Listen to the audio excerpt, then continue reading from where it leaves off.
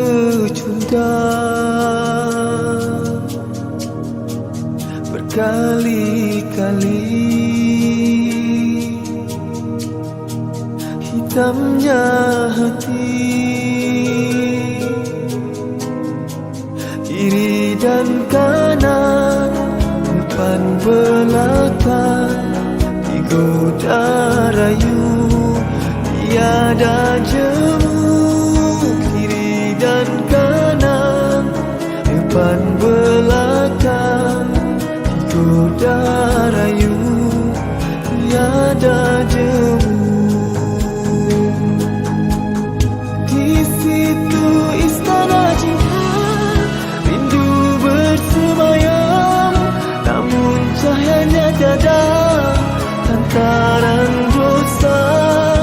Di situ mukimnya iman, senjata setia, namun sinarnya pudar akibat noda.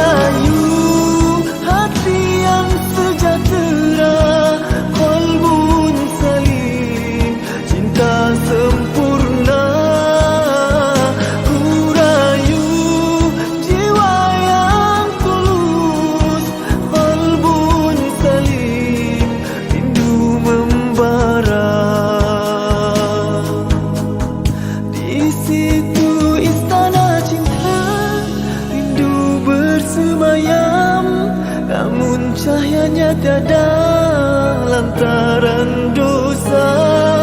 Di situ mukimnya iman, senjata setia, namun sinarnya pudar akibat noda.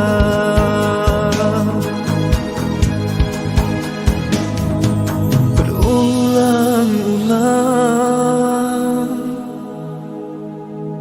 langkah kecundang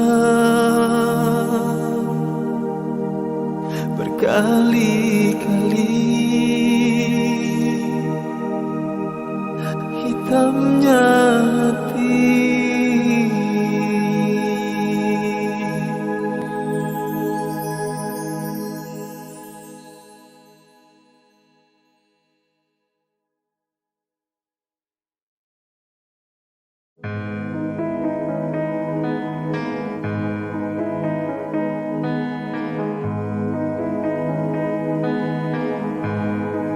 Berulang-ulang langkah kecundang berkali-kali, hitamnya hati, kiri dan kanan, depan belakang, digoda rayu, tiada jemu. Kiri dan kanan, depan belakang, digoda rayu, tiada jemu. Di situ istana cinta, rindu bersemayam, namun cahayanya tiada lantaran dosa. Di situ mukimnya iman, senjata setia, namun sinarnya pudar akibat noda.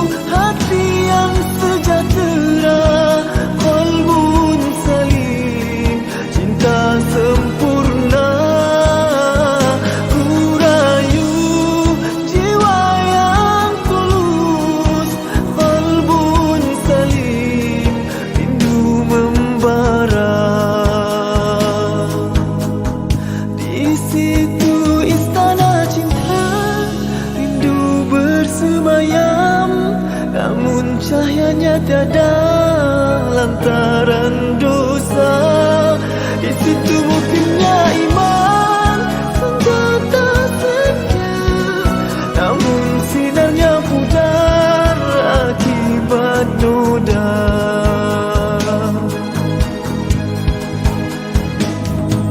Berulang-ulang langkah kecundang, berkali-kali hitamnya hati.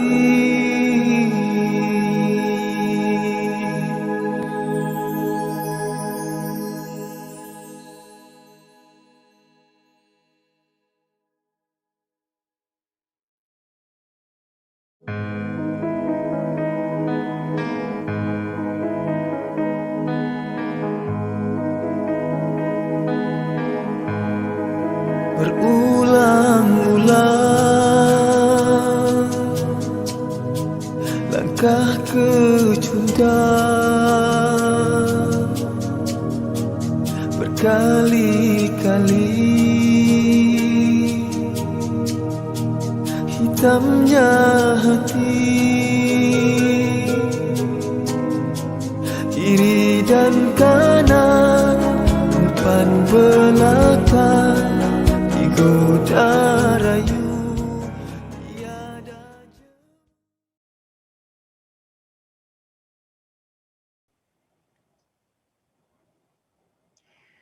Assalamualaikum warahmatullahi wabarakatuh. Bismillahirrahmanirrahim. Alhamdulillah wassalatu wassalam ala Rasulillah wa ala alihi wa sahbihi wa mawalah. Subhanaka la ilma lana illa ma 'allamtana innaka antal alimul hakim. Rabbi shrah li sadri wa yassir li amri wahlul 'uqdatam min lisani yafqahu qawli. Rabbi yassir wa la tu'assir wa tammim bil khair, amma ba'd.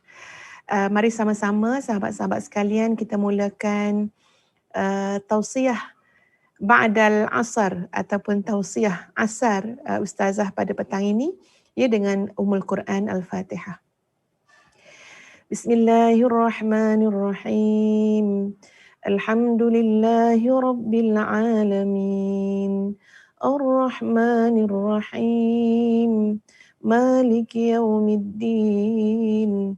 Iyyaka na'budu wa iyyaka nasta'in.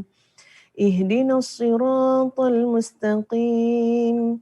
Siratal ladzina an'amta 'alaihim ghairil maghdubi 'alaihim waladdallin.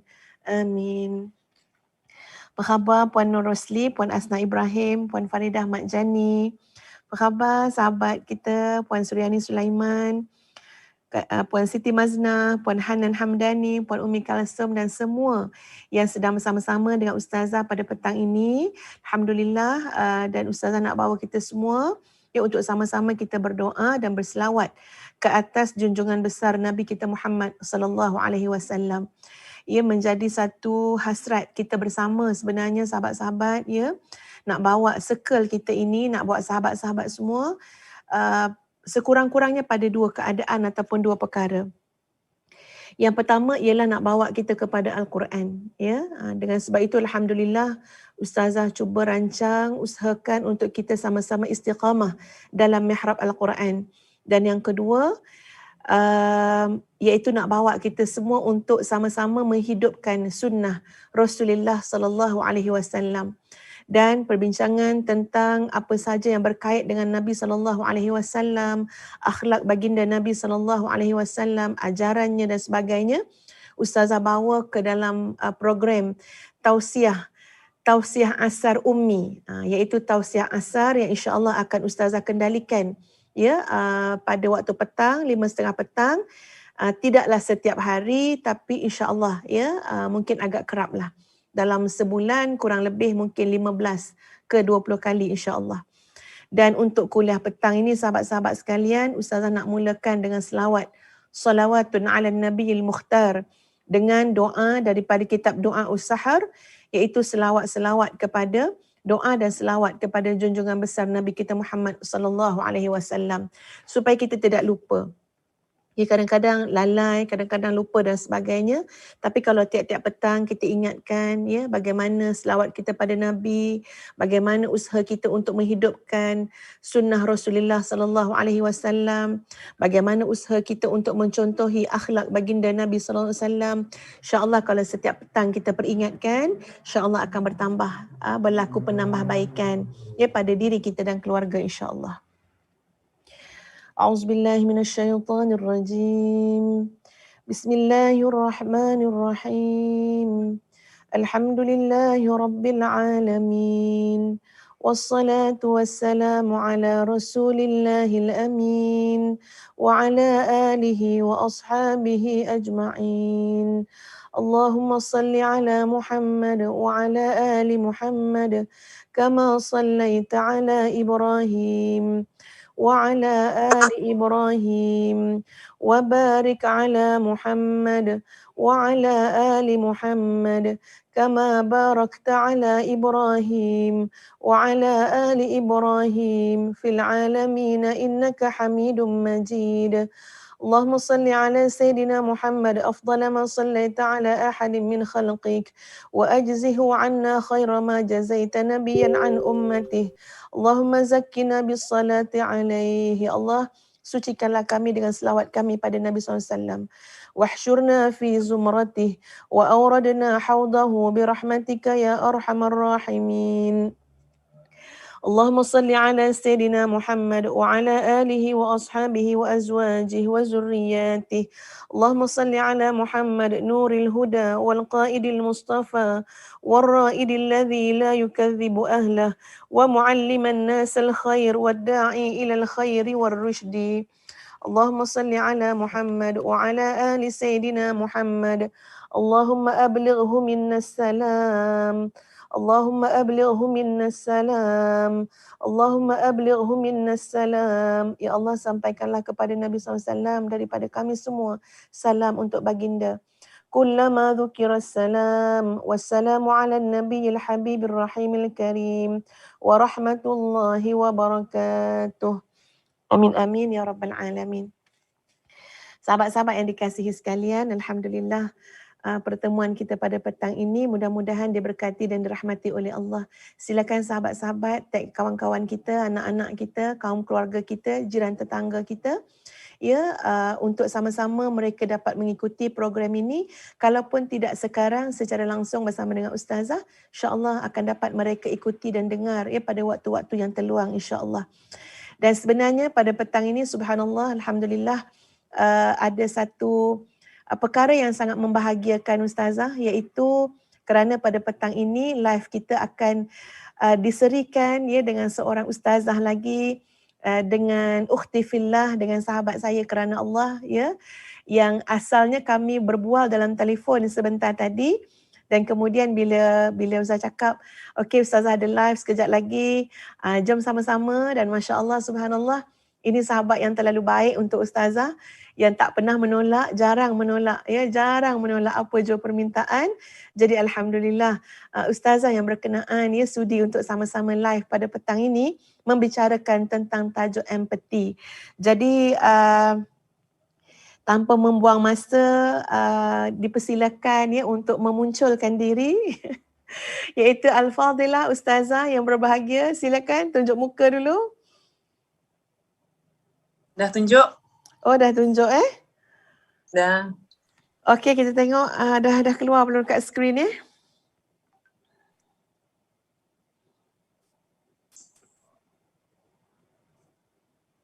ada tak dekat skrin sekarang Okey, dah ada dah. Baru nampak ya. Okey, alhamdulillah, iaitu yang berbahagia Ustazah Asni Mansur Al-Hafizah. Masya-Allah subhanallah. Ini adalah sahabat sama sekolah dekat Ma'had Ahmadi Gemencih ya. Kemudian kita terpisah sekejap kerana seorang ada yang ke Jordan dan seorang lagi dekat tahfiz Quran ya di bawah di bawah JAKIM ya, Kerajaan Malaysia. Dan alhamdulillah kemudian bersama kembali dalam alam dakwah. Jadi masya-Allah, subhanallah. Assalamualaikum. Waalaikumsalam warahmatullahi. Saya dengar alam dakwah. Baik, alam gaib. Kat alam gaib pun selalu jumpa juga. Berapa kali mimpi ya bulan Ramadan, masya-Allah. Baru cerita dengan Ustazah Asni. Duk berdoa-doa nak mimpi jumpa Nabi kan ya bila tidur malam. Tapi 2-3 malam mimpinya jumpa Ustazah Asni Mansur. Masya-Allah, subhanallah. Mungkin sebab kita pernah ke Raudhah bersama. Masya-Allah, subhanallah. Dan hari ni Ustazah Asni kita nak bercakap soal empati ya. Sebenarnya dalam rancangan tausiah petang-petang ni harapannya adalah untuk membawa sahabat-sahabat kita untuk mencontohi akhlak baginda Rasulullah sallallahu alaihi wasallam. Kita memang datangkan macam-macam tajuk, tapi intipatinya adalah kita nak mengenengahkan bagaimana peribadi akhlak baginda Nabi sallallahu alaihi wasallam. Jadi pada petang ini kita mengulas tentang empati. Tentang satu sifat ya, satu keadaan. Kita tengok dia punya definisi dulu Ustazah Asni ya. Ya, baik. Kita tengok definisi dulu. Kita mungkin selalu sebut empati tapi nak bagi lebih jelas dengan dia punya definisi. Jadi perkataan empati ni kalau dalam bahasa Arab disebut dengan al-atifi ya, bermakna yang berkait tentang kedalaman perasaan ataupun kedalaman emosi. Jadi empati ni bukan benda-benda luaran ya, tapi dia adalah melibatkan soal kedalaman perasaan yang dimiliki. Kalau kita tengok kepada maksud empati antaranya adalah memahami dan merasakan apa yang dirasakan oleh orang lain. Itu di antara maksud dia lah, ya, maksud empati. Termasuk juga maksud empati diberikan 2 konsep, ya. Pertama adalah kemampuan seseorang untuk melihat kerangka berfikir dalaman pada orang lain. Ya, kadang-kadang kita tu fikir cara kita je lah, kita tak fikir cara orang.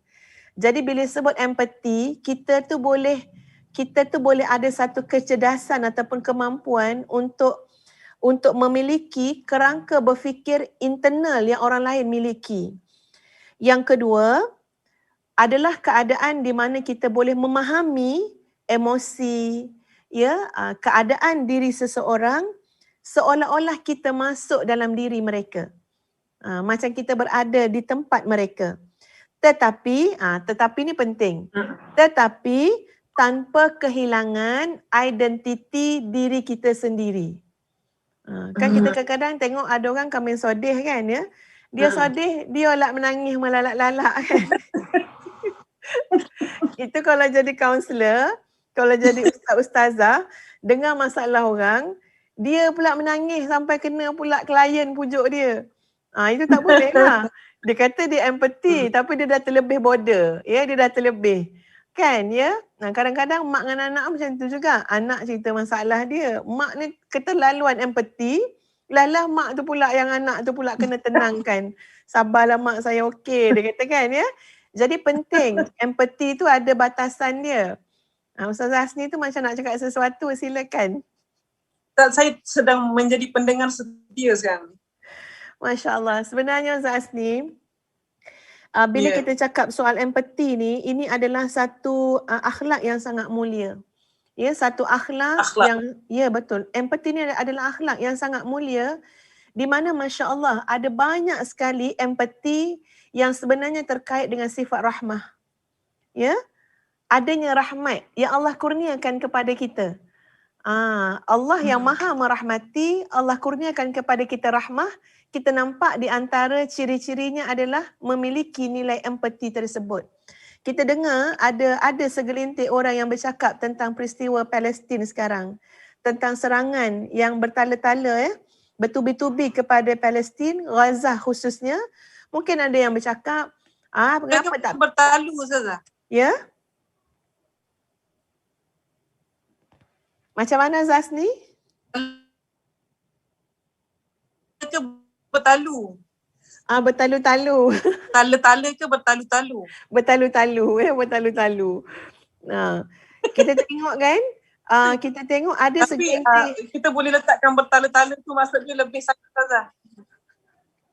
itu dia punya sirah mubalaghah. Kita boleh guna pakai bertala. Ya, sirah mubalaghah, Masya Okey, Allah. kita balik pada kisah tadi kan, serangan Israel. Mungkin ada segelintir yang kata, dah Ya. tahu dah Israel tu jahat. Pindah je lah. Kan, pergilah duduk tempat yang selamat. Tinggal bagi je lah negara tu, tanah air tu.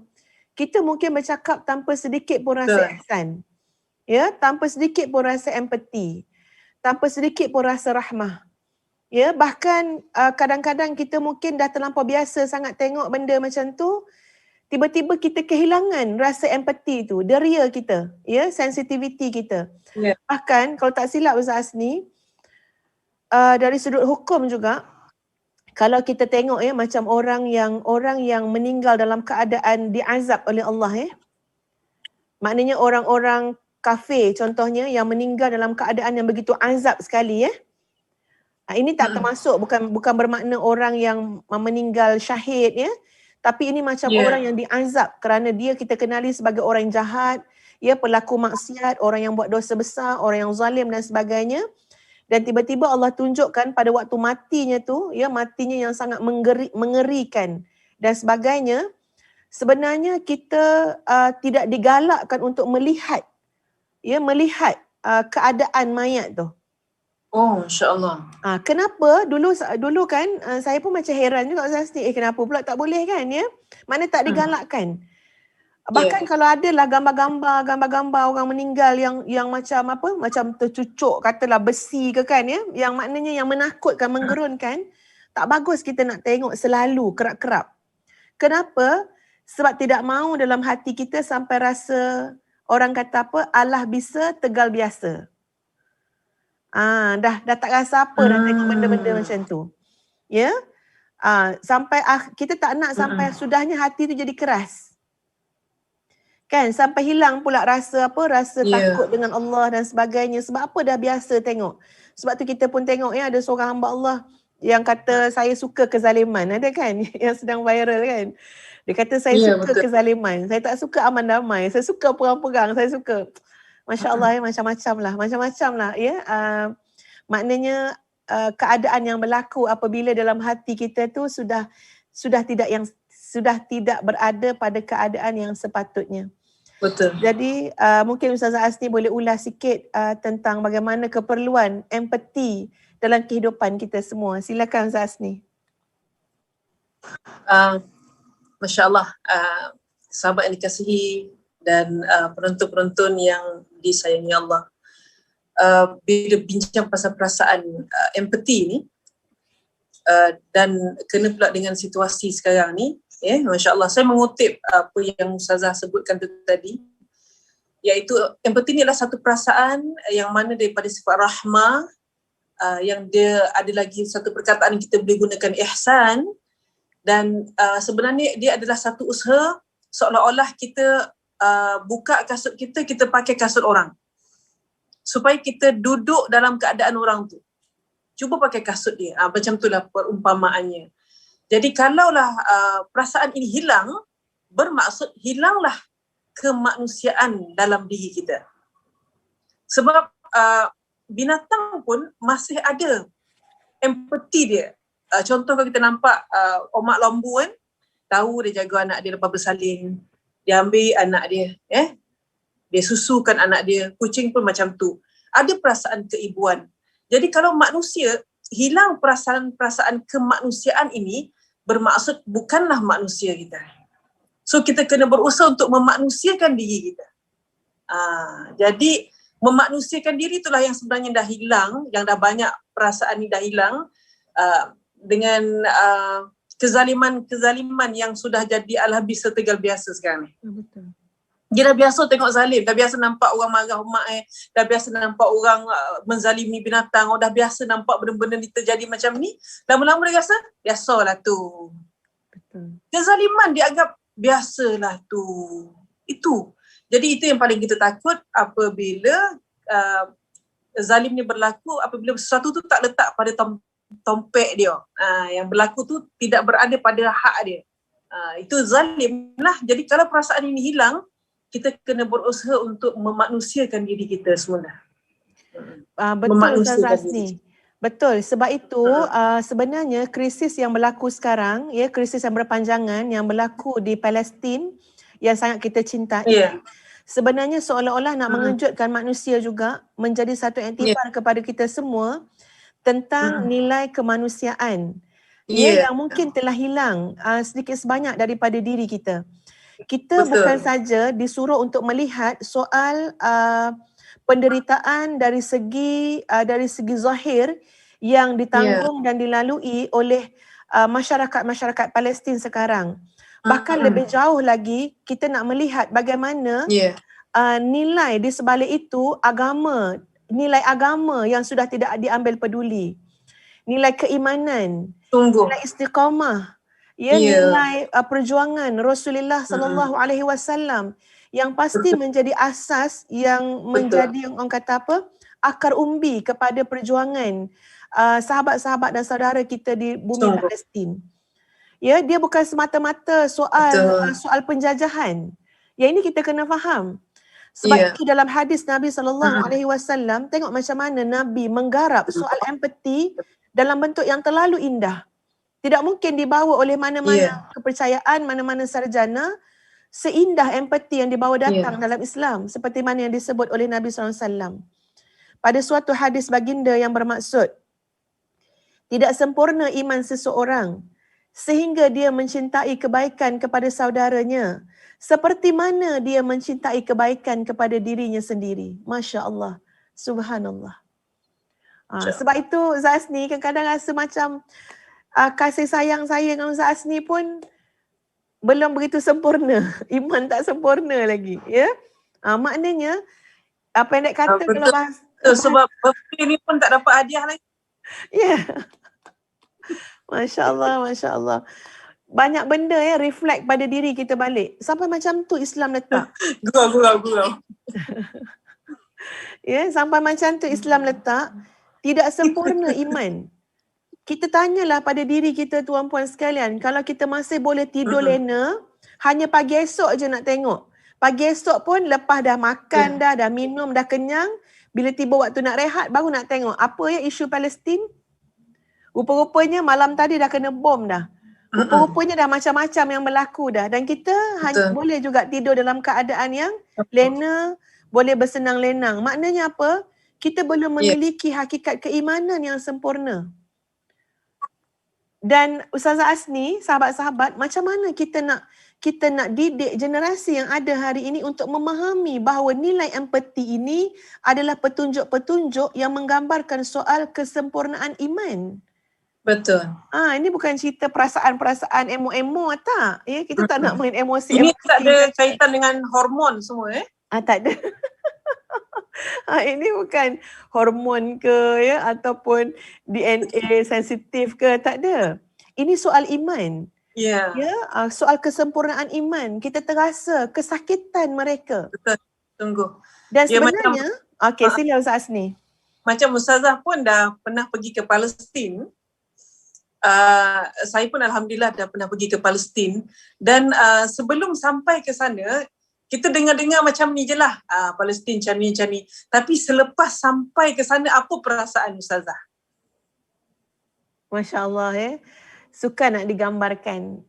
Terasa macam itu adalah kampung kita, tanah air kita. Terasa macam tempat yang dibom tu tempat yang kita pernah pijak. Betul. Terasa macam tempat yang sedang dikasari, dizalimi oleh tentera-tentera Zionis tu tempat yang kita tengah solat. Tempat yang kita berehat-rehat, memandang sekitar Masjidil Aqsa ketika itu. Subhanallah, ia memberikan satu keadaan emosi yang kita terasakan bahawa kita adalah sebahagian daripada rakyat di Palestin. Kita bertanggungjawab untuk sama-sama berusaha membebaskan Al-Quds daripada tangan-tangan yang terlalu jahat dan kotor tersebut. Masya Allah. Ustazah, kalau kita sampai dekat sana Ustazah, macam saya ada beberapa kali pergi. Kali pertama pergi biasa-biasa. Kali kedua pergi luar biasa sikit. kali ketiga, seterusnya keempat, kelima dan seterusnya, sesungguhnya dah rasa memang betul-betul lah mereka ni saudara kita. So saya bayangkan orang Palestin ni dia mempunyai satu adab yang sangat mulia. Di antaranya ialah betul-betul adab Arab yang mana Nabi SAW war-warkan menyambut tetamu, menerima tetamu. Betapa diorang ni menerima kita sebagai saudara. Masa tu saya teringat lagi, masa tu kami buka puasa Ustazah di dataran Al-Aqsa. Buka puasa, kami buka puasa seadanya. Sebelah kami tu ada satu keluarga Palestin juga pun buka puasa dekat tepi tu. Dia tanya, anti min wen? Dia kata, Malaysia? Dia cakap macam tu. Nah, nahnu min Malaysia. Masya Allah, dia masa tu tak ada SOP lah. Dia terus peluk saya, dia cium dahi kita, anak-anak saya pun dia peluk. Habis buka puasa Ustazah, lepas solat, dia cakap, Tali, dia kata, jom, datang rumah aku minum teh pun jadilah.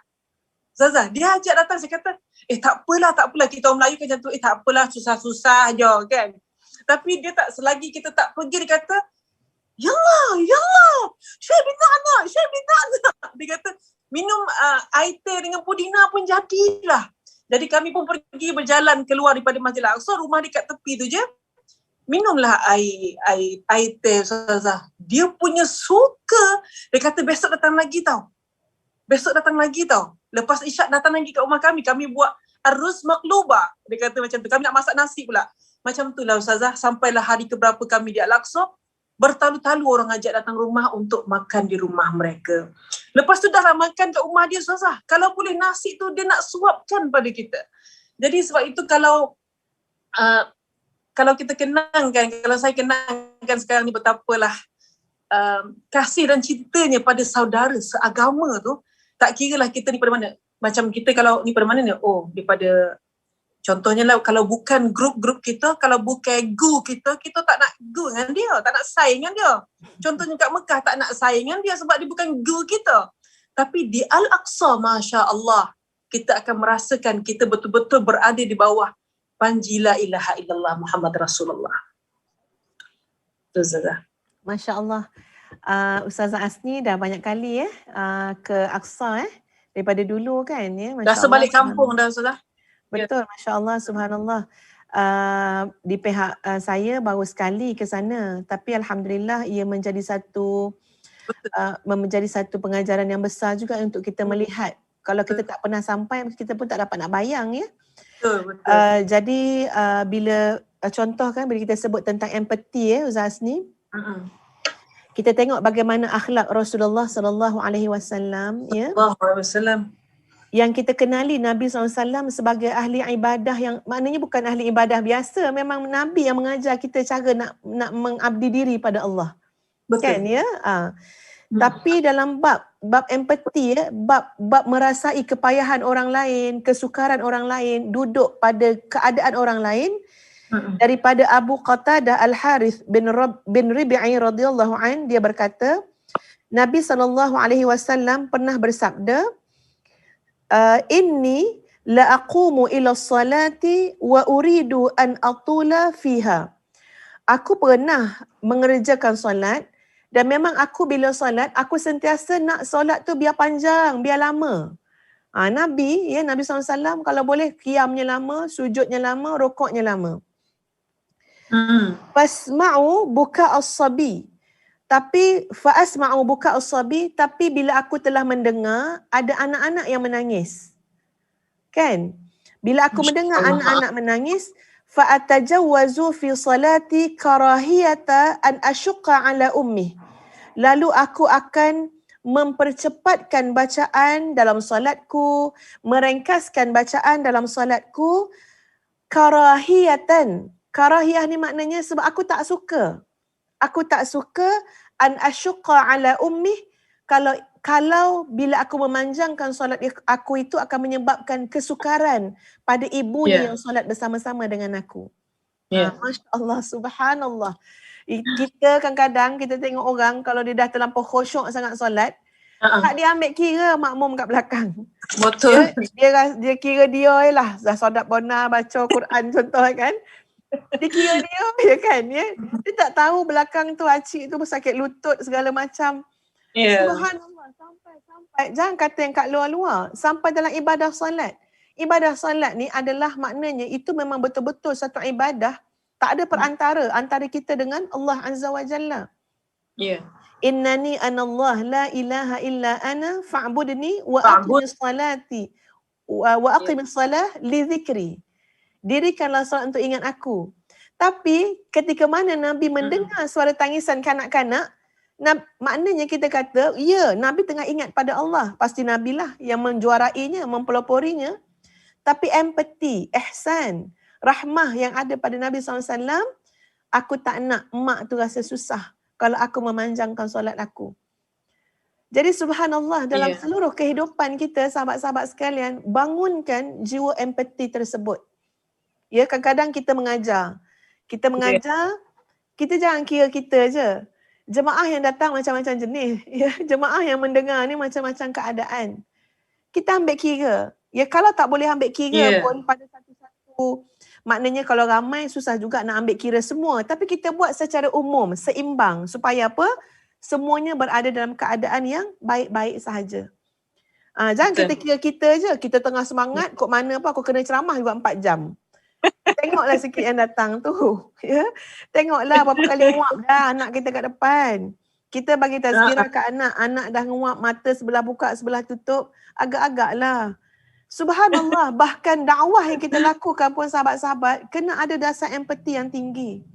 Cuba letak diri kita di tempat orang lain. Ya, jadi Masya Allah, kalau kita melihat kepada soal empati, okey, contoh lagi satu ya.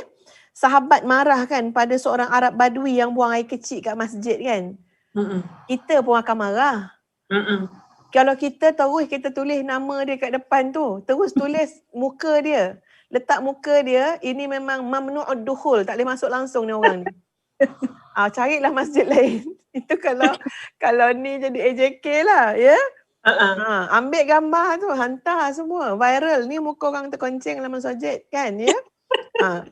Tapi subhanallah, ketika mana sahabat-sahabat lain dah mula rasa marah dan segelintir rasa nak pukul je laki-laki tu, boleh kau terkencing kat dalam masjid.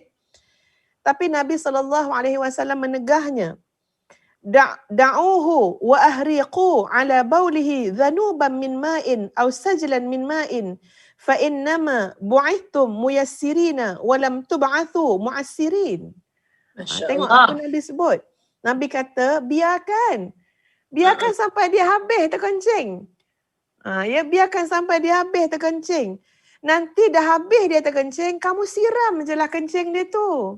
Bukan tak ada solusi. Bukan tak ada solusi. Bukan makna bila ada orang terkencing dalam masjid, katalah terkencing, kanak-kanak kecil dalam masjid, bukan bermakna masjid tu kena tutup dah. Betul. Tak boleh buka lagi dah buat masjid lain. Tak. Ada jalan dia, apa dia? Nabi kata, siramlah air kencing tu dengan sumber air. Sesungguhnya kalian diutuskan untuk memberikan kemudahan, bukan untuk memberikan kesulitan, menyusahkan. Maknanya subhanallah ya, ini adalah satu gambaran. Kita jangan hanya fikir satu cara je. Kita letak diri kita kat tempat orang tu. Orang tu tak tahu ke tempat dia tak boleh terkencing? Orang tu sakit perut ke? Orang tu ada masalah ke? Orang tu kenapa? Nak kena tanya soalan tu juga. Ya. Ya, maknanya kena ambil tahu punca dan sebagainya. Dan ini adalah satu sikap yang paling diperlukan dalam pendidikan. Kita dengan anak kan Ustaz Asni kan? Ya. Kalau ikutkan ya Allah, macam-macam lah kita punya harapan dengan anak-anak kita kan? Ya, macam-macam kita nak begitu begini. Tapi kita kena ada empati juga. Terlalu banyak sangat kita melonggokkan kepada anak kita harapan-harapan kita tanpa kita mengambil kira umur dia berapa. Dia anak siapa? Anak kita, bukan anak ulama besar pun. Kita dulu masa umur dia macam mana? Kita pun bagi apa kat dia daripada kecil sampai besar. Sejauh mana sangat kita menjaga makan minum dia, nak halalan tayyibah. Sejauh mana sangat kita menunjukkan kedua hasanah kepada dia. Tiba-tiba kita nak pada usia dia 15 tahun, dia jadi macam ulama besar. Tiba-tiba pada usia dia 17 tahun, kita nak kalau boleh dia tu beratip je kerja dia. Kita telah buat sesuatu yang sebenarnya keterlaluan tanpa rasa empati terhadap amanah dan harapan yang mesti dipikul oleh anak-anak tersebut. Betul. Ya, pentinglah empati tu. Ustaz Asni mungkin boleh ulas sikit insya-Allah. Okay, Ustazah cerita tadi pasal bila kita meletakkan harapan kepada anak. Dan saya nak datangkan contoh empati anak kepada ibu dengan ayah pula kat rumah lah. Kita ambil contoh yang paling ringan lah Ustazah. Adakah empati seorang anak bila mak dia masak kat dapur, dia membuta kat bilik? Ni bahasa kasar ni 9. Layakkah seorang anak tu meletakkan diri dia ada perasaan empati pada seorang ibu, bantu ke lumur, sekas dapur, tapi dia tanpa rasa bersalah duduk di dalam bilik? Itu hilang sifat empati. Betul. Dan ini yang paling ditakuti oleh Rasul sallallahu alaihi wasallam. Bila mana kita kadang-kadang terlalu simpati dan empati pada anak sampai kadang-kadang ibu dan bapa ni, ibu dan ayah ni tak nak susahkan anak. Ini pun satu bahaya besar juga untuk keluarga, untuk masa depan anak kita. Kalau kita takut, kita sanggup buat kerja rumah, kita tak nak susahkan anak, bererti kita dalam proses sedang melahirkan tuan-tuan besar dalam rumah kita. Jadi, daripada pihak anak-anak pula kena berusaha, ada perasaan itu, dia bukan perasaan empati saja, tapi dia ada adab yang sangat besar untuk seorang anak kepada ibu dan ayahnya. Kalaulah benda ni pun tak ada, macam mana nak letak empati pada Palestin? Cakap kesian orang Palestin, kita post dekat IG, post dekat FB, kesian, tapi mak kau masak seorang kat dapur. Mana empatinya kat Palestin? Kau kesian kat mak kau tak kesian. Betul. Itu perkara yang paling kecil lah yang kita boleh tengok. Adalah tidak beradab seorang anak membiarkan ibu dia basuh pinggan kalau dia tak buat apa-apa. Betul. Subhanallah. Itu besar. Ini besar benda ni. Maknanya Ustaz Asni, sahabat-sahabat semua, empati ni satu sifat, satu akhlak yang kita nak garap, nak didik daripada sekecil-kecil perkara, nanti barulah dia subur kepada perkara yang lebih besar lagi. Macam Ustaz Asni cakap, kita ambil contoh lah. Seorang ayah balik daripada pasar. Dah ayah yang kena pergi pasar. Bawa balik dah segala macam benda lah untuk barang-barang kat dapur, kat rumah. Anak-anak boleh main handphone, tengok ayah, dahlah ayah yang pergi pasar, bawa keluar barang daripada kereta, bonet kereta, angkat pula, bawa pula ke dapur, buka pula tuan-puan sekalian, dan anak-anak langsung tak ada rasa bersalah. Tak ada rasa. Allah. Hazak, ini mafi adab. Dia bukan saja mafi adab, tapi mafi empati. Bila dia mafi empati, dia akan tak ada adab. Jadi kat sinilah yang paling kita takut, sabda Nabi sallallahu alaihi wasallam, akhir zaman ramai ibu melahirkan tuan. Hati-hatilah kita semua, sebab kadang-kadang masalah sekarang ni lah, ibu dan ayah kita baik. Ibu-ibu zaman sekarang ni baik, dia tak macam mak-mak kita zaman dulu. Jangan kau duduk dalam bilik, dia masak siap kau. Kan contohnya, bangun tidur lambat, kau seboleh bukan nak bangun, kau siaplah kalau nak dengar roket keluar. Kan? Daripada Bahau sampai ke Pilah, roket tu sampai kan? Tak berhenti sampai maghrib kan? Jadi kita takut sebab ibu kita dulu agak kita panggil apa? Dia agak bukan mengganang tau. Tegas, tapi dalam kata lain mengganih lah. Kalau tak mengganih, mak tu baik entak kan. Jadi kita jadi takut sampai sekarang, takut tu terbawa-bawa. Sampai sekarang takut itu terbawa-bawa, yang mana takut itu sebenarnya melahirkan adab dan empati kita pada seorang ibu dan ayah. Tapi bila benda tu hilang sekarang ni sebab mak bapak terlalu baik, sampai ayah masuk bawa barang-barang daripada pasar, anak silang kaki, silang panggung, main handphone, Masya Allah, sesungguhnya kita memang sedang proses melahirkan tuan-tuan dalam rumah kita.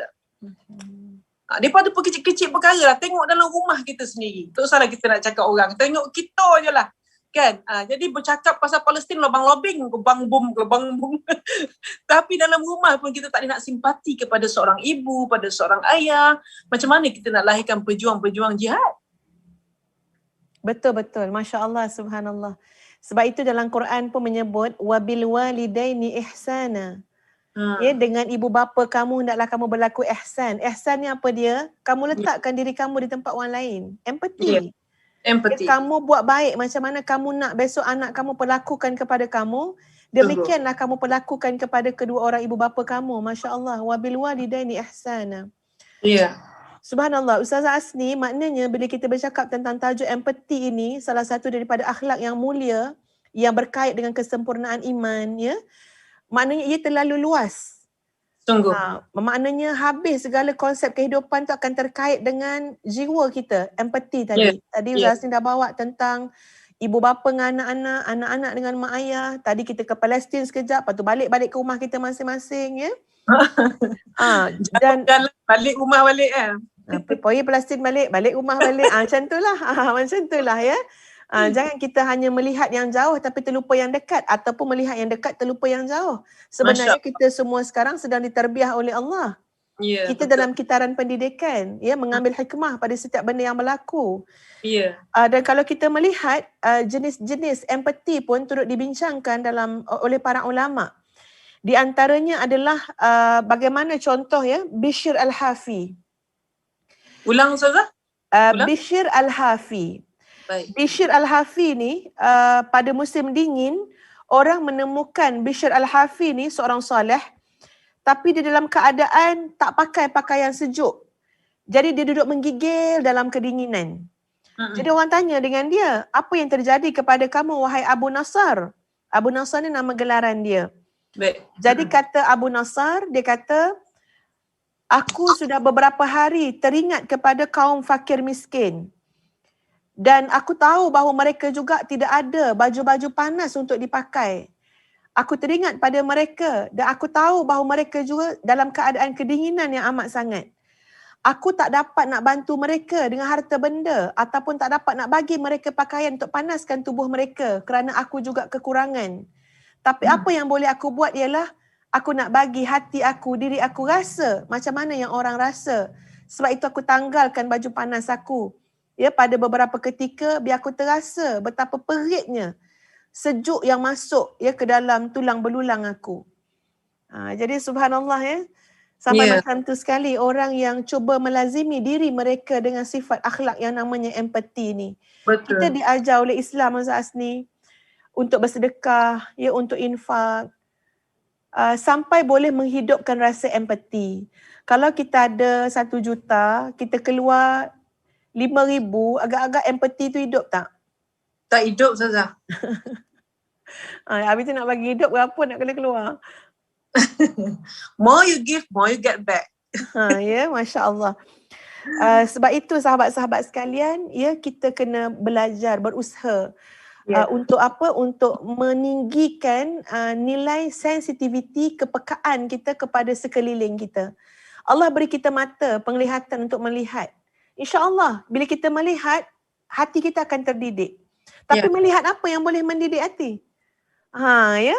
Kalau kita hanya melihat kemewahan, melihat apa yang orang lain ada daripada harta dunia, kenikmatan-kenikmatan dunia, agak-agak boleh ada empati ke? Ke dengki? Ya. Apa yang kita lihat? Yang kita lihat akan bagi sesuatu pada hati kita. Kita akan dapat sesuatu dengan perantara jendela mata ni. Kita akan dapat sesuatu. Apa ayat tadi? Jendela mata. Tak dapat nak ulang lagi dah. Jendela mata. Betul. Mata kita ni ada jendela dia. Telinga ni ada jendela dia. Dia bawa masuk sesuatu. Bukan hanya kita kata alah setakat nak pandang ya. Tak, dia takkan jadi macam tu. Ada sesuatu yang dia akan bawa masuk. Setakat nak dengar, tak. Dia akan ada sesuatu yang kita bawa masuk. Macam kita makan. Kalau kita makan sesuatu, pasti dia akan akan bereaksi. Bahan-bahan yang kita masuk tu, ada khasiat ke tak ada, baik ke tak baik, mudarat ke apa ke. Allergic ke tak? Allergic ke tak, ya. Macam tu kat benda yang kita tengok, yang kita fikir, yang kita dengar. Jadi sahabat-sahabat sekalian, hari ini Allah mendatangkan satu pendidikan yang besar kepada kita semua. Kita kita kena tanya, apa yang aku dapat bila aku tengok sentiasa perkembangan Palestin? Apa yang berlaku pada jiwa aku bila aku mendengar, melihat bersama-sama dalam perjuangan mereka? Kena ada sesuatu. Kalau akhirnya yang kita dapat adalah habuan-habuan dunia tiba-tiba, ya, rupa-rupa dapat habuan dunia. Boleh jual tu, boleh jual ni pula. Sudah. Ya, boleh jual bendera, boleh ni. Lainlah kalau kita jual, kita bagi balik pada perjuangan Islam, tak ada masalah. Tapi akhirnya kalau kita mengaut keuntungan peribadi, dia semacam sebenarnya apa yang kita lihat, yang kita dengar tidak menumbuhkan sifat-sifat mulia pun dalam diri kita. Setuju tak Ustaz ni? Setuju. Dan saya pun sekarang ni Ustazah sedang berusaha untuk menjual lukisan-lukisan saya dan insya-Allah kita akan sumbangkan untuk Palestin insya-Allah. InsyaAllah, insyaAllah. InsyaAllah. Azamallahu ajrak. Allah akan melipat gandakan balasannya untuk kita semua, insya-Allah. Kita belajarlah buat sesuatu untuk agama Allah. Allah akan gantikan dengan yang lebih baik lagi. Ya, kita tak nak mengambil peluang ataupun apa-apa bentuk daripada keadaan yang berlaku kepada saudara-saudara kita. Ya, kita nak biarlah apa yang kita lihat, yang kita dengar benar-benar menyuburkan keimanan dalam hati kita. Betul. Kita belajar daripada apa yang kita lihat. Bukan saja nak share-share kan dekat kita punya media sosial. Tapi tengok-tengok pada kita yang share pun rupa-rupanya solatnya lewat juga. Betul. Kan? Maknanya benda itu tidak membuahkan sesuatu yang sangat penting. Perjuangan mereka bukan perjuangan semata-mata nak membebaskan tanah air secara fizikal. Betul. Ini adalah tentang iman, tentang agama. Ya, tentang tauhid, tentang risalah para anbiya. Jadi perkara-perkara tu kena kita faham dengan sebaik-baiknya. Ustazah Asni, akhir kalam silakan. Akhir kalam ma fi kalam. La fi kalam insya-Allah. Dalam usaha kita untuk ialah kita bercakap pasal empati kan, dan kita janganlah berputus asa untuk terus berdoa untuk saudara kita sebab Tuhan yang tahu betapa dayusnya kita rasa sekarang ni sebab kita tak dapat nak membela darah-darah yang tumpah tu. Tuhan yang tahu betapa malunya kita tak tahu kita nak buat apa. Tapi apa daya kita, hasbunallah wa ni'mal wakil, ni'mal maula wa ni'mal nasir. Bila mana pengantin-pengantin akhirnya bersanding di syurga, sepatutnya kahwin tapi bersandingnya di syurga, masya-Allah. Ada anak-anak yang ada seorang ayah yang isteri meninggal, 4 anak pula meninggal juga. Macam mana kalau kita letakkan kasut kita pada kasut mereka ni? Jadi, ialah dalam pada masa kasihan itu, terbitkanlah rasa syukur dengan apa nikmat yang kita dah ada sekarang ni. Dan syukur itu, jangan lupa untuk kita bantu Palestin dengan menyumbang apa yang kita ada. Tak banyak sikit sumbanglah. Yang kita ada sekarang ni hanyalah 2 tangan untuk kita doa dan tangan untuk kita menghulurkan.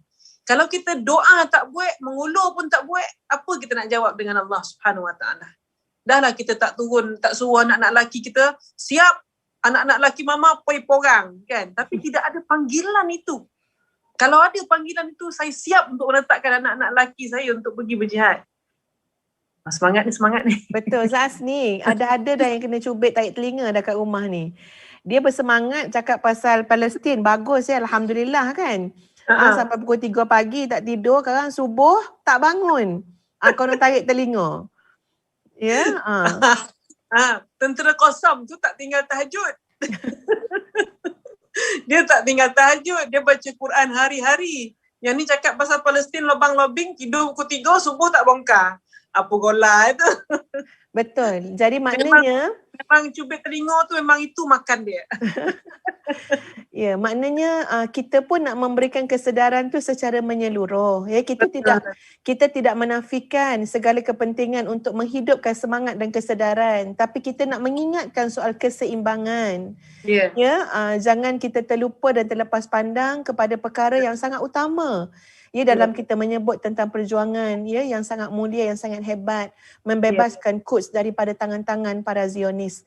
Dan untuk hadis yang terakhir yang nak kita kongsikan pada hari ini, sahabat-sahabat, untuk kita melihat bagaimana hebatnya Nabi SAW dalam menggambarkan sifat ihsan dan empati ini.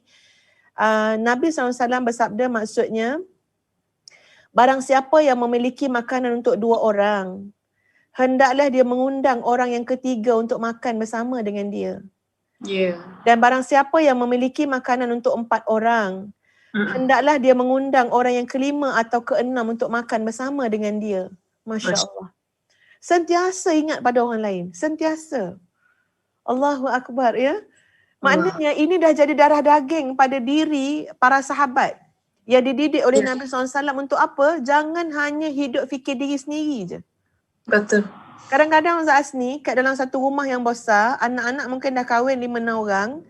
Bila balik kampung, masing-masing bawa bokal sendiri masuk dalam bilik masing-masing. Ada ke? Ada. Tak empuk nama tu. Subhanallah. Ada. Ya, masing-masing tu mungkin mak ayah tu lah pergi kedai kan ya. Buat plastik masuk bilik masing-masing. Ada yang lain kalau balik kampung ramai-ramai, okey letak kat dapur. Sikit sama-sama sikit, banyak sama-sama banyak. Ya. Kita tanya diri kita lah, kalau kita rasa yang kita buat tu ada justifikasinya, silakan. Tapi tanya diri kita, betul tak apa yang kita buat? Sedangkan Nabi kata, kamu ada makanan untuk 2 orang, panggil orang ketiga. Kamu ada makanan untuk 4 orang, panggil orang kelima, panggil orang keenam. Masya Allah, subhanallah. Pada hadis yang lain, barang siapa yang memiliki kelebihan tumpangan kenderaan, maka berkongsilah dengan orang yang tidak memiliki tumpangan kenderaan. Masya Barang Allah. siapa yang memiliki kelebihan bekal, berkongsilah dengan orang yang tidak memiliki bekalan. Masya Allah, subhanallah. Ya, ada 5 kereta.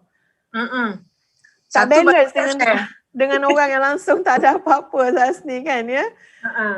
Dah Ada kereta satu besar. kereta putih tu tak rasa gitu. Masya Allah, subhanallah ya.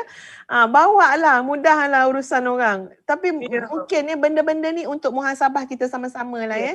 Kita tak pernah, kita tengok orang nak naik bas, kita kata tunggulah bas sampai datang. Padahal kita boleh je nak tumpangkan sikit kan ke depan ya dan sebagainya. Tapi kita mungkin sudah lama lah ya, dah tak ada dah nilai-nilai macam tu dalam masyarakat. Jadi kalau itulah keadaannya, tak heran sahabat-sahabat sekalian di seluruh dunia, kita tengok hanya ada beberapa negara saja yang menunjukkan benar-benar simpati dan empati dengan apa yang berlaku di Palestin. Ada banyak negara-negara jiran yang berdekatan dengan Palestin yang sedang diam 1000 bahasa. Ya, padahal mereka daripada bangsa yang sama tu, nak banding dengan kita orang Melayu ni. Ya. Tapi percayalah bahawa bangsa semata-mata tidak menumbuhkan rasa empati tersebut.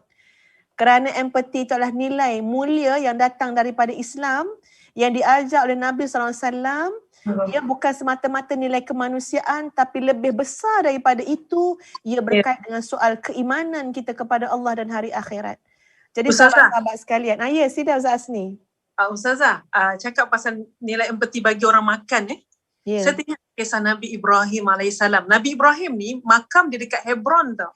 Ustazah dah pergi kan? Di Hebron tu lebih kurang 70 km daripada Masjidil Aqsa. Kita akan naik bas dan kita akan pergi ke Hebron.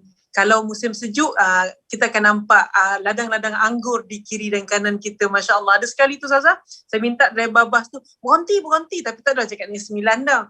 Saya turun bawah nak pergi tengok anggur fresh daripada Palestin. Subhanallah, tu cerita selingan dah tu Ustazah. Dan sampai di Hebron Ustazah, ada makam Nabi Ibrahim AS.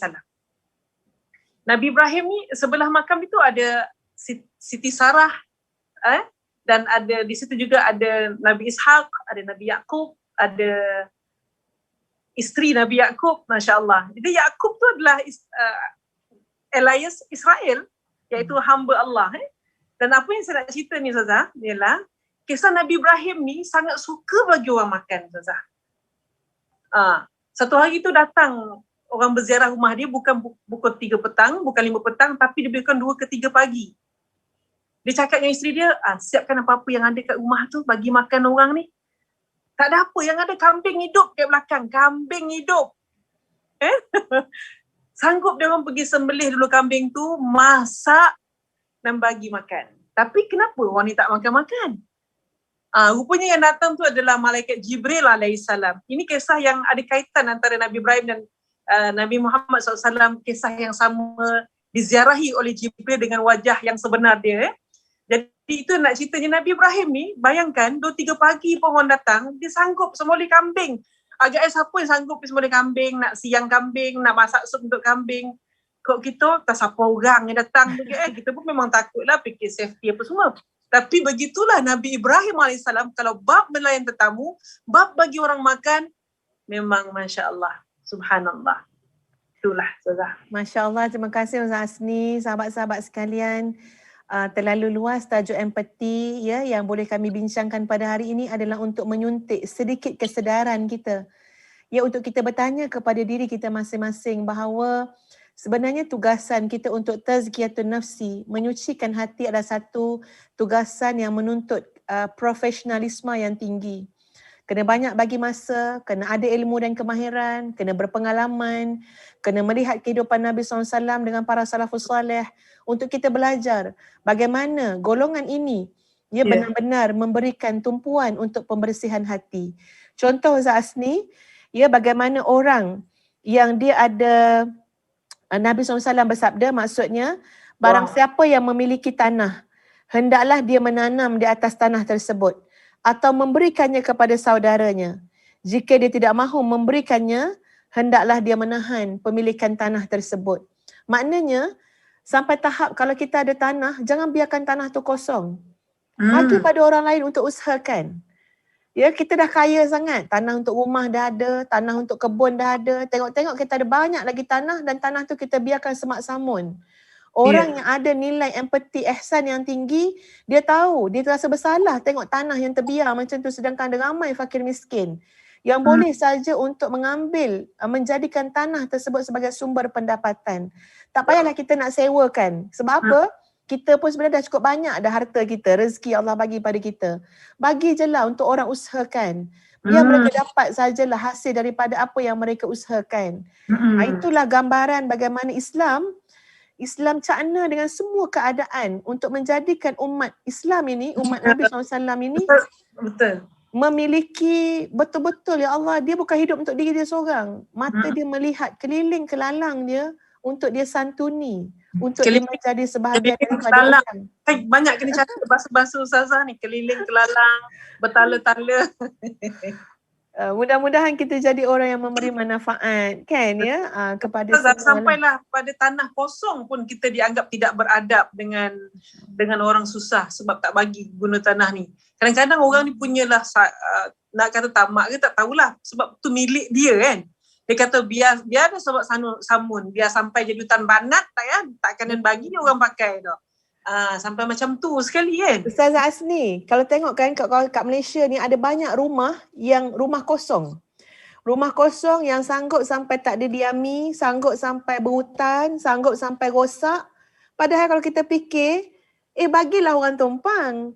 Kalau kita dah tak memerlukan nak jadi sewa ke apa, sebab kita dah biar macam tu, sekurang-kurangnya elokkan balik keadaan rumah tu, bagilah orang tumpang. Bagi orang tumpang, ada ramai gelandangan, ada ramai orang yang kita boleh mudahkan urusan mereka dengan beri mereka tumpang rumah tersebut. Tapi mentaliti orang yang tidak ada ihsan tadi ataupun kekurangan ihsan tadi, dia takkan pergi sejauh tu untuk melihat. Ya, melihat bahawa dia tidak boleh mempersia-siakan nikmat yang Allah berikan kepada dia. Kalau dia tak gunakan untuk diri dia, sebenarnya Allah nak jadikan tu jalan untuk dia manfaatkan kepada orang lain, orang ramai. Tapi apakan daya empati yang tak ada tadi menyebabkan kita rasa, tak apalah, rumah saya, buat apa nak kisah? Saya tak perlukan rumah tu, biar je lah naik anai-anai ke apa. Masya Allah, banyak kat KL pun banyak macam tu, rumah terbiar je. Sayang sangat. Wallahu ta'ala a'lam. Terima kasih Ustaz Asni. Kita mengucapkan jutaan terima kasih kepada Yayasan Budi Ihsan Malaysia yang membawakan program kita pada petang ini. Ustazah memang akan membawakan program daripada Yayasan Budi Ihsan Malaysia selama 4 bulan sampai bulan 7 ya tuan-puan sekalian, dan kita mengajak semua untuk sama-sama melaksanakan ibadah korban tahun 2021, masya-Allah subhanallah, dengan serendah RM390 sahaja. Cakna kepada orang lain. Korban di mana? Korban buat kat mana? Sebenarnya yang ini kita buat kalau Yayasan Budi Ihsan Malaysia asalnya mereka ni mengelolakan korban di Afrika. Dan di negara luar. Tapi dalam perbincangan kami baru-baru ni, kita luaskan juga sampailah ke dalam Malaysia juga. Di mana kalau untuk pengetahuan, Yayasan Budi Ihsan Malaysia ni mendapat persijilan ISO untuk pengurusan ibadah korban. Jadi mudah-mudahan kita doakan urusan mereka dimudahkan oleh Allah. Kita boleh sama-sama laksanakan ibadah korban tersebut, insya-Allah.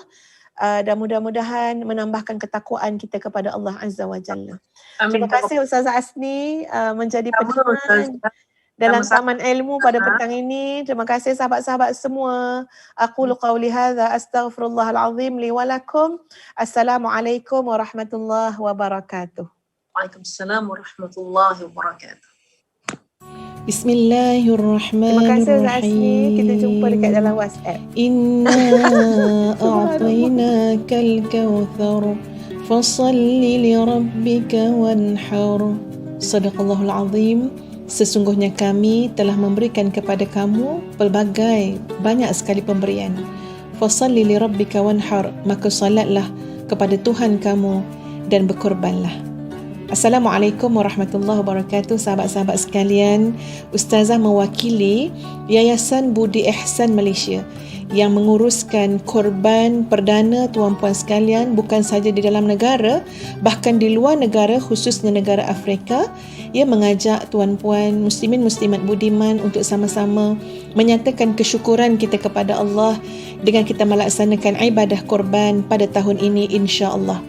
Yayasan Budi Ihsan Malaysia yang telah berpengalaman beberapa tahun, memiliki pasukan dan juga organisasi yang lengkap dalam menguruskan segala urusan berkait dengan ibadah korban di dalam negara dan luar negara, insya-Allah merupakan pilihan terbaik kita semua untuk melaksanakan ibadah korban pada tahun ini, di mana Yayasan Budi Ihsan Malaysia bekerjasama dengan Majlis Agama Islam Negara Afrika dan lain-lain tempat di mana ibadah korban akan dilakukan. Jadi sahabat-sahabat sekalian, marilah kita berniat, berazam untuk melaksanakan ibadah korban pada tahun ini. Ia merupakan suatu amalan, suatu ibadah yang sangat dituntut. Daripada Aisyah radhiyallahu anha, Nabi SAW bersabda, maksudnya tidak ada suatu amalan pun yang dilakukan oleh manusia pada hari raya korban yang lebih dicintai Allah Azza wa Jalla daripada menyembelih haiwan korban. Sesungguhnya haiwan korban itu kelak pada hari kiamat akan datang beserta tanduk-tanduknya, bulu-bulunya dan kuku-kukunya. Dan sesungguhnya sebelum darah korban itu menyentuh tanah, ia, yakni pahalanya, telah diterima di sisi Allah Azza wa Jalla. Maka beruntunglah kalian semua dengan pahala korban tersebut. Masya Allah, tabarakallahu ahsanul khaliqin. Sahabat-sahabat mungkin makan daging tersebut, makan daging lembu, kambing, itu perkara yang biasa pada segelintir kita. Tapi percayalah, untuk orang-orang yang susah tuan-puan sekalian, khususnya ramai sekali majoriti Islam di Afrika sana yang sebenarnya mengalami kesulitan dan kesukaran hidup, alangkah gembiranya mereka saat kita boleh bersama-sama berkongsi nikmat, berkongsi kegembiraan dan kesyukuran dengan mereka dengan kita melaksanakan ibadah korban yang insya-Allah pengagihannya bukan saja kita buat di dalam negara, bahkan di luar negara, khususnya negara Afrika. Mari bersama-sama dengan kami Yayasan Budi Ihsan Malaysia dalam ibadah korban tahun 2021 ini, insya-Allah mudah-mudahan dipermudahkan urusan dan diberkati oleh Allah Azza wa Jalla.